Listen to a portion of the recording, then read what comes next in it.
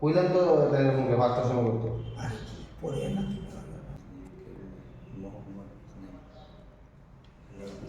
অবিলম্বে medical camp করে করে তাদেরকে বা দেওয়া, মানে ঔষধপত্র বা পথ্য ইত্যাদি দেওয়া। সঙ্গে আমরা বলেছি যে ডিডিটি বা এই ধরনের যে যাতে সংক্রমণ হতে না পারে, জল নেমে গেলে সঙ্গে সঙ্গে স্প্রে করে। আমাদের মনে আছে আমরা করেছি, করে না প্রশাসনিকগুলো, বর্তমান সরকার। মুখে বড় বড় বাত, কাজে কিছুই হচ্ছে না, বড় বড় কথা মুখে বলবে।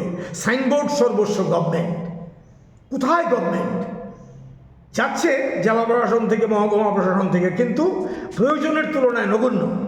এই হচ্ছে বিষয়। মানে ম্যান পাওয়ার কম, ফান্ডের অবস্থা শোচনীয়। হ্যাঁ, তো এই জায়গার মধ্যে তারপরে সবচেয়ে বড় কথা আন্তরিকতা নেই, শুধু রাজনীতি, শুধু রাজনীতি। এই রাজনীতি মানুষ মরে যাক, ওদের পলিটিক্স, পলিটিক্যাল ফায়দা কী করে লুটবে, এইটা হচ্ছে ওদেরকে মানুষকে নিয়ে এরকম গিনিপিগের মতো খেলছে এই সরকার এবং এই দল। এটা আমাদের প্রচণ্ড আপত্তি। এই প্রসঙ্গে আমি এটা বললাম। তারপরে 6 নম্বরে যে আমাদের দাবিটা হচ্ছে সমস্ত ভেঙে যাওয়া রাস্তার ড্রেন রিপেয়ার করতে হবে দ্রুত। আর এখন যে কাজ করবে নমুনা, রাস্তা করতে গেলে 6 ইঞ্চি ঢালাই, সেখানে 2.5 ইঞ্চি ঢালাই দিয়ে, তাও না 3.5-4 ইঞ্চি ঢালাইয়ের পয়সা মেরে দিচ্ছে। কাজ করতে যাচ্ছে কন্ট্রাক্টর, সেই কন্ট্রাক্টরকে বলছে প্রথমেই 30% দিতে হবে স্যালারি মণ্ডলের লোকেদের, যার জন্য বৃষ্টিতে রাস্তাঘাট সব ভেঙে গেছে।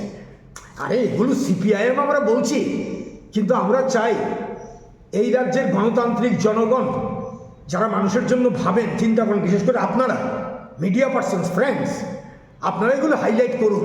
সবাই জানে দুর্নীতি, পুকুর চুরি হচ্ছে এখানে, রাস্তা ভেঙে যাচ্ছে, ড্রেন ভেঙে যাচ্ছে, এসব কারণে লো কোয়ালিটি এত যে ওয়ার্ক হচ্ছে।